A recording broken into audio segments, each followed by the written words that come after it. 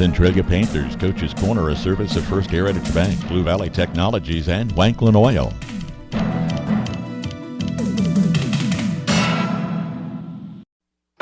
Everyone has something that they do best. Banks are no exception. Ours is investing back into the local communities that we serve. We make loans to local families and businesses. These loans generate the dollars which empower our local community. Invest in our community by banking with us. We're an equal housing lender. First Heritage Bank in Centralia, Corning, Seneca, and Vermilion. Member FDIC. Online at 1hbank.com. Have you ever thought about the impact your broadband provider has on our children's educational experience?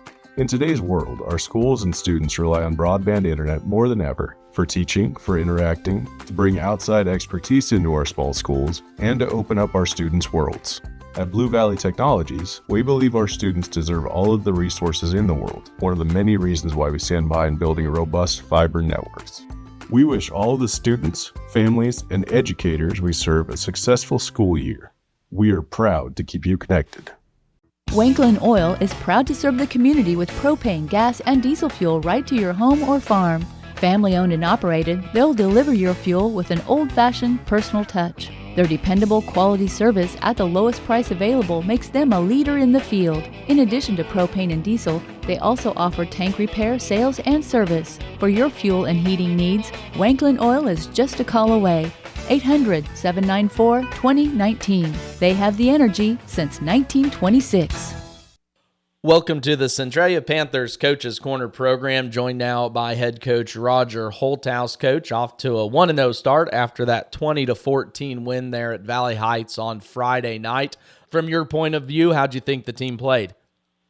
I thought overall we did some good things, and we also made a lot of mistakes. But I thought when we got down going to the fourth quarter by a couple 14-12, I thought the kids responded well, and they hung in there, and the Dodgers didn't go down. They kept playing. So that was huge. I think a huge thing for me anyway, and I think for them too, that you hang in there long enough and you hope for a mistake, and they kind of made one, a fumble, and he was able to win the football game.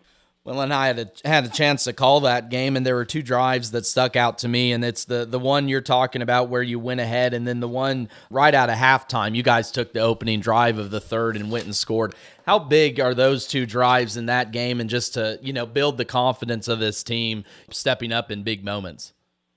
I thought the one after halftime was huge. I think it was like an 8 or 9 play drive, and we stuck in the end zone. I thought it was a huge drive, and then when we got down, we had one drive that stalled out. We had a punt, they're up, and then we got the ball right back, and we went about a 10-play drive and stuck in the end zone to take the lead. Those two were huge, just for confidence sake that we can move the football.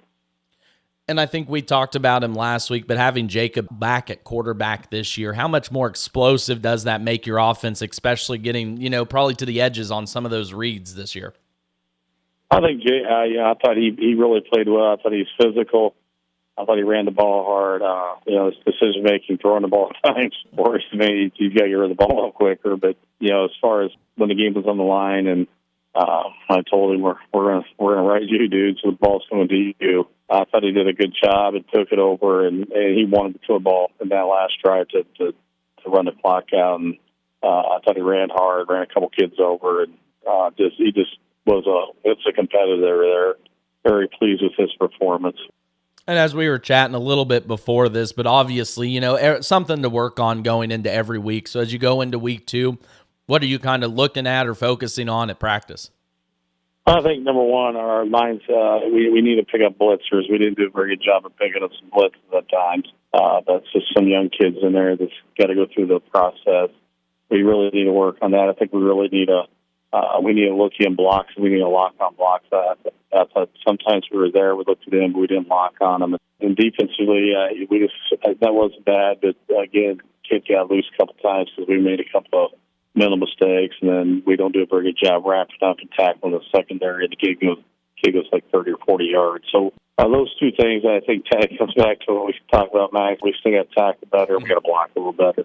and always a key going into this week, but taking on a mid-Buchanan team, they're south of Kansas City. So what do they present to you if you've got a chance to see them on film yet this week?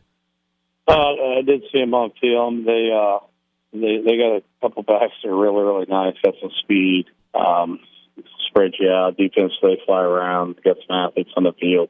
I think it'd be a great challenge for us and, go on the road again, play on some turf and see what we're like. Well, I wish you luck coming up Friday. I'm sure it'll be a back-and-forth game, hopefully one that you guys can come out on top of, as always. So talking again with Coach Roger Holdhouse, head coach of the Centralia Panthers. Appreciate the time. We'll chat with you next week. Thank you, Max. Centralia Panthers Coach's Corner, a service of First Heritage Bank, Blue Valley Technologies, and Wanklin Oil.